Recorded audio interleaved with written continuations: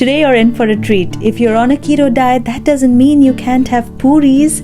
These keto puris turn out soft and fluffy, and the cauliflower curry tastes just like the aloo curry that is eaten with puris. Let's make these together. We're going to start off with 100 grams of cauliflower florets and make sure to cut them in really small pieces. Set a pan on low heat and add 2 tablespoons of oil. Next, add in a quarter teaspoon of cumin seeds and fennel seeds that has been partially crushed. Once that starts to splutter, we're going to add in a pinch of hing or asafoetida.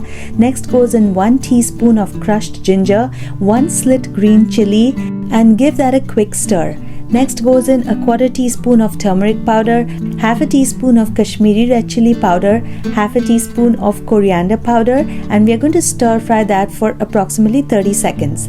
Next goes in half a small tomato that has been freshly pureed. Stir the gravy till it starts to reduce, and you're going to see that it starts to look oily like that. At that point, we are going to add in the cauliflower florets. We're going to add some salt to taste. Mix everything well and add in a half a cup of water. We're going to place the lid on and make sure that the cauliflower florets cook through. Since the florets are quite small, it shouldn't take more than 1 to 2 minutes. Next, we're going to give it a taste and we're going to add some more salt if needed.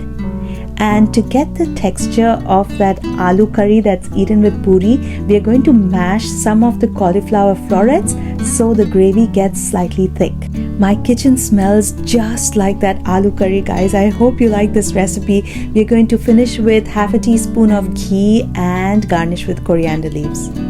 To make the puris, we are going to combine a quarter cup of almond flour, a quarter cup of coconut flour, a quarter teaspoon of salt, half a teaspoon of xanthan gum, half a teaspoon of oil. I use avocado oil. Mix well and let the oil coat the flour.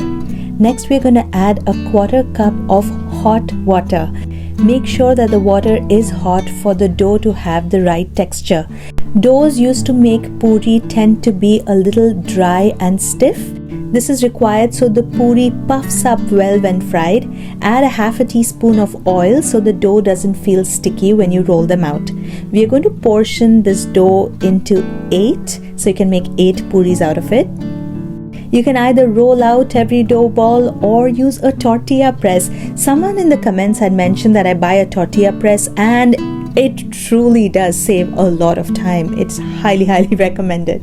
Grease the parchment paper as well as the dough ball. Cover with another parchment paper, press it down, and done. It is that easy. You can make a lot of puris in no time by a tortilla press, guys.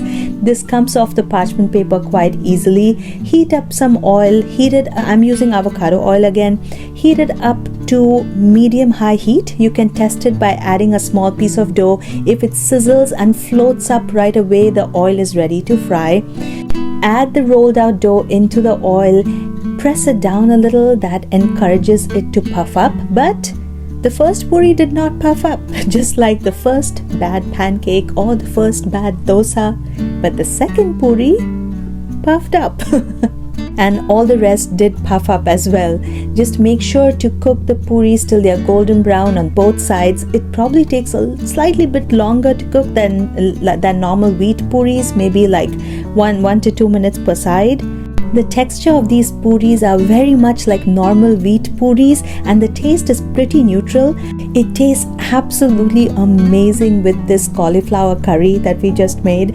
I also wanted to say that I made these puris only with almond flour. In that case, it turned out very stiff and flaky, and only with coconut flour also doesn't turn out as good. You do need a combination of almond flour and coconut flour to get the right texture.